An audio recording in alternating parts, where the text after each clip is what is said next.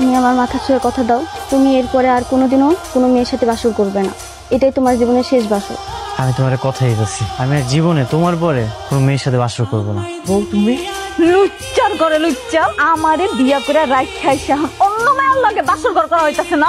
মাথা ঠান্ডা করো, হাত থেকে এটা নামাও। তুমি কিন্তু হার্টের রোগী, আমার যদি কিছু হয়ে যায় তোমরা দুইজন কিন্তু বিধবা হয়ে যাবা।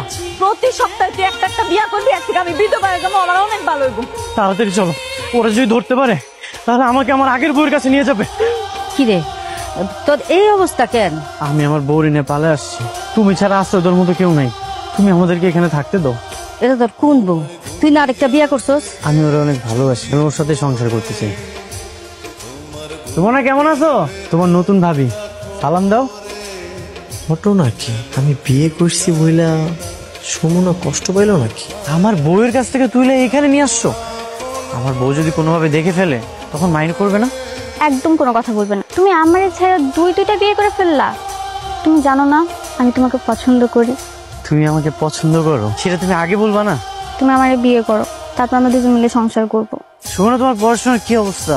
সবকিছু ঠিকঠাক? জোনাকি তুমি এখানে? কেন আমি আসতে পারি না? এত রাতে তুমি বাড়ির পিছনে কি করতেছো সেটা আগে কও। ওর পড়াশোনার খোঁজ খবর নিচ্ছিলাম যে সবকিছু ঠিকঠাক আছে কিনা। অনেক খোঁজ খবর নিছে, আর নেওয়া লাগবে না, আসো। এত রাতে নিজের বউরে একা রাইখা অন্য একটা মেয়ের সাথে লুচ্চামি করতে খুব ভালো লাগতেছে, তাই না? ছি জোনাকি, এটা তুমি কি বলতেছো?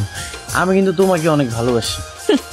জি না মনা, এসব লুতুপুতু কথা বললে আমাকে কোনো কাজ হবে না। তোমার দাদা বিয়ে করছে 6টা, তুমি অলরেডি 2টা করছো। একদম ওনার মতো স্বভাব তোমার। কি ব্যাপার? তুমি এত সাত সকালবেলা কোথায় যাচ্ছ? সকাল হয়েছে তো বাইরে যাব। আর তুমি এভাবে আমার পা বেঁধে রেখেছো কেন? তা বেঁধে রাখবো না কি করবো? তুমি যে সারের মতো এদিক সেদিক মুখ দাও সেটা আমার ভাল লাগে না। এই বাথরুমে ঢোকার আগে চিটকিনি বন্ধ করা লাগে সেটা তুমি জানো না?